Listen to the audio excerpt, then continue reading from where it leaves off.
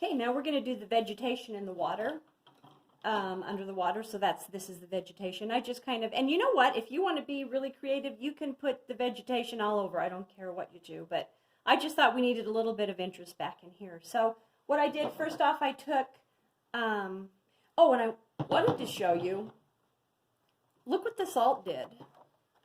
Didn't do much right here. Didn't do very much right there. Probably because I had so much pigment and not a lot of water. The more water you put in, it seems like, with your paint, and the more transparent you make it look, the salt does a better effect. And I even got a little bit better effect with the salt here, but on this one, I probably used too much paint, which doesn't bother me. I kind of like the graded variation, but that kind of shows you. It liked it over here. So just kind of, you kind of, again, get what you get.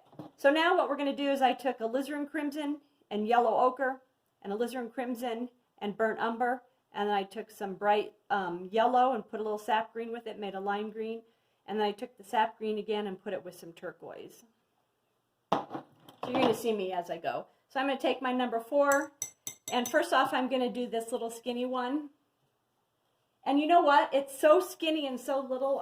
I'm just taking the alizarin crimson and yellow ochre, and it's kind of watered down, and I'm just going to go, I'm not even going to get it wet, it's so little. I'm just going to put it in. It's going to get wet as I go. I like the contrast with this up against the turquoise. I'm going to do that. And you know, you can, when it's so tiny like this, and then there it is here, I wouldn't even put salt on it. You can put the salt on the bigger vegetation if you want to see if it'll do an effect. It did a little bit of an effect here, not much, but I don't think sometimes it doesn't like green that much. Okay, so here I did the yellow ochre and alizarin crimson. Now I'm going to take alizarin crimson mixed with burnt umber, and I'm going to let it sit for a second, and I'm just going to very lightly, you still want it wet so it flows, just kind of go along that side. That looks good, and do one here, and then do one here, and if you get a dry brush line, just take some water. Whoops. Just kind of lift that. That looks good. I like that. Now this one I'm going to take, I mixed up some, even if you have lemon yellow, cad yellow light with some sap green. And again, I'm just going to, see my background got into that a little bit, but I can scrub it with water and it kind of goes away. Real bright lemon yellow.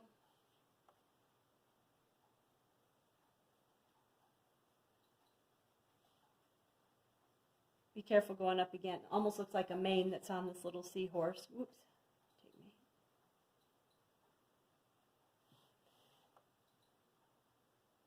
And again, you can take your brush and just kind of run along here if it's a little saturated with water. Remember, I took some sap green and some turquoise, and I'm just going to run it along the side here.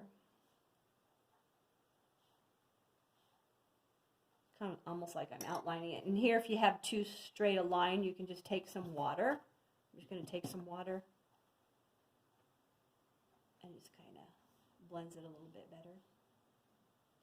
Now on this one, if you want to try, I kind of like that bleed, but if you want to try to put some salt on it, you can. I didn't put much on. And then again, I'm going to take the lime yellow and the sap green and do this guy. Remember, we didn't salt the little skinny one because I don't think you're going to, when it's so tiny, you're not going to see the effect of the salt. This guy's a little bit bigger, and you will. So again, just put it in. I'm just kind of pulling it. And again, take that turquoise and the sap green.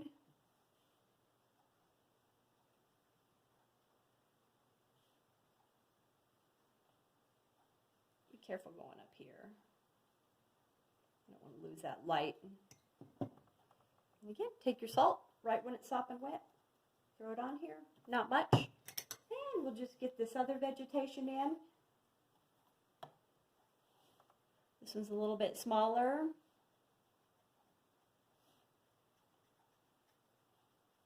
I never worry about stuff like that. I can always clean that up later. Let me just lift it.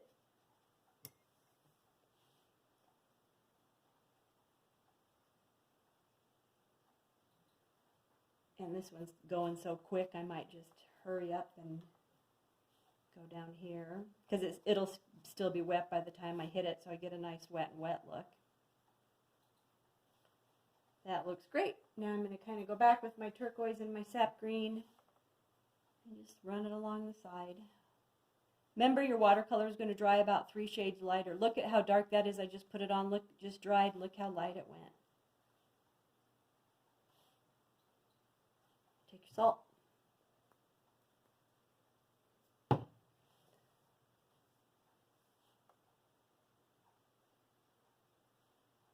You know, if you go too crazy, what it'll do, and here it did it, it kind of will bleed over and cover up your vegetation, which is fine if you want your vegetation a little darker. Doesn't have to be exactly, and I just kind of went back there, and we'll kind of just throw some salt on it. And then what I'll do is I'll just dry that. Now what I want to do with my, I think I might have time with this back fin. So this back fin is see-through. It's going to show a little bit of the vegetation behind it. I'm just going to take a little bit of, let's say this kind of continues through. I'm just going to do that. And then this would be water. So I'm just going to take, I had some turquoise mixed up. I'm just going to take a little bit of turquoise and very lightly just put it right here. Ah.